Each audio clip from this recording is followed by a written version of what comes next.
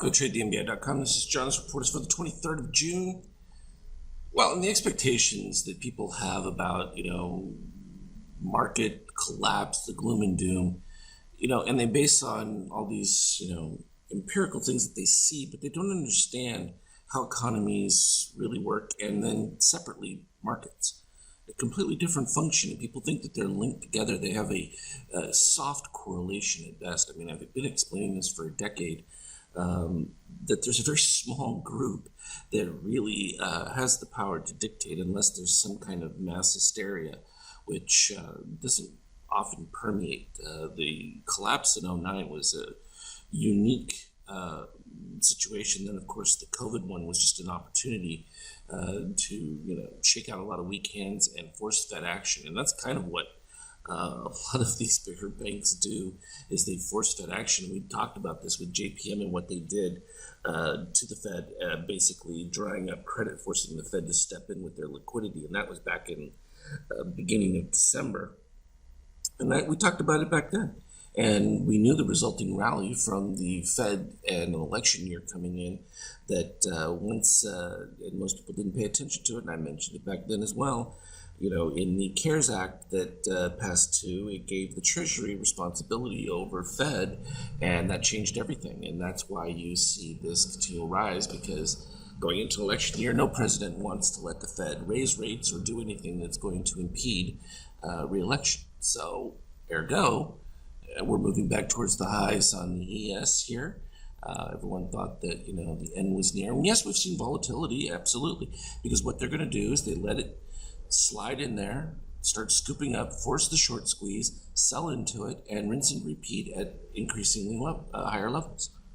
It's not complicated, but you have to understand the impetus why, and this amount of money deleveraging for value certainly creates this push. Now you can see the NASDAQ, as we've talked, has been the outperformer, and it's actually broke out to the new highs, and that is the leader, because obviously tech has the edge as things go. And I think that, the market's starting to recognize too that there's going to be continued protests and things like that in major big cities, simply because those areas aren't enforcing anything.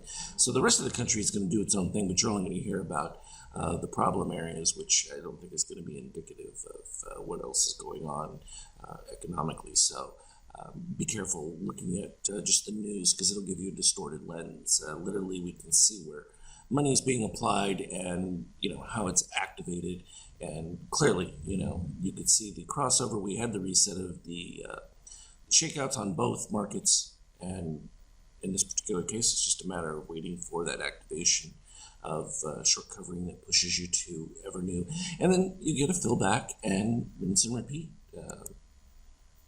It's quite clean action, actually. I think that we're not surprised by it, but I know I get a lot of people say, well, how can you see these things? Well, when you have a broader understanding of how the system works, and I've been trying to explain this for over a decade now, that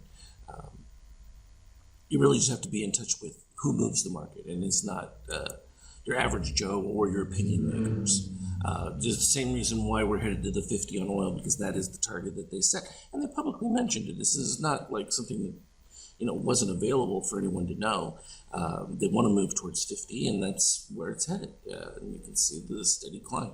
You just had to absorb the amount of supply, and when people realize there's no distance underneath there, you have nowhere else to go but to bid above it. With our expectation that gold would break out to new highs, ergo new highs for gold. So, I feel like a broken record is sometimes, but I feel like you have to keep understanding how this process works and what the point of it is. And what it does indicate, though, is that holders of real estate and things like that are going to end up doing well as the inflationary setup builds. It'll be the only thing that will defend you, sort of like in the late 70s there, you had that middle range where housing prices skyrocketed, and that was simply because of inflation, dollar devaluation, whatever you want to refer to it.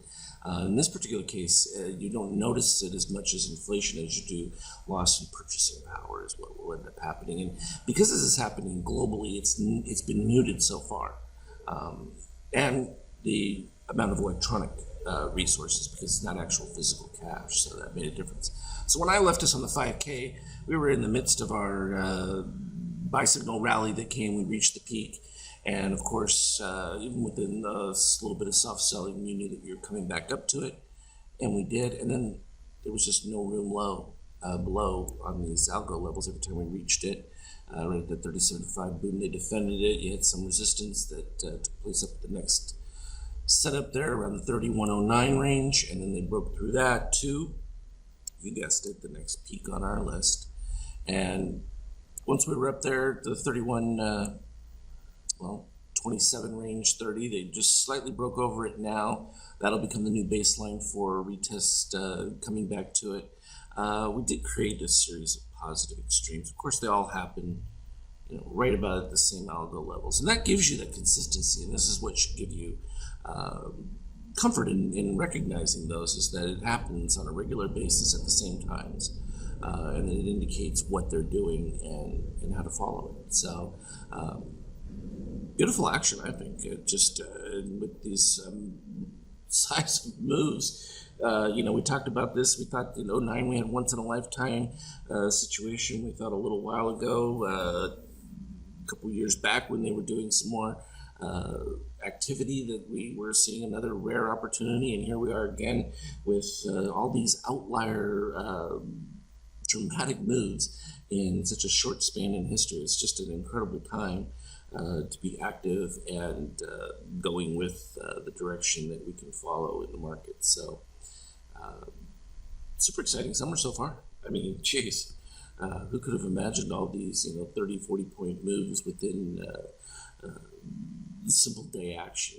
It's fantastic stuff. And again, in the pre-market is where they're able to create that short cover bounce and put it up there. Then when the liquidity starts, we end up with a little bit of softness and usually kind of sideways during the day. It gets a lot slower, and then again activate after hours setup. So yes, you're going to hear about the stories of China and trade deals and that, but that's all just theater. Don't get caught up in it. It's just follow the moves as they come. When you see a clean DOC spread, you take the DOC spread. When you dip back down here with a strong move below the orange line and then build up, going back above the minus 13, and then you end up with green crossing. You've got yourself a buy setup going with that. And then of course that happens right at the algo level. You take it. So from 30.75, all the way up here to 31.30 is a decent run. So even if you wanted to exit out at the brief weakness that took place there, of course you had no corresponding sell with the power mode too. See, so you had the buy, and there's been no cross since that point coming back up to negate it. So that really helps when you start getting that middle sideways action on the DOC. Still fairly strong with the cyan under red for always the buy, but the power mode really gives you the clarity of that longer run. So enjoy this. It's just a fantastic time.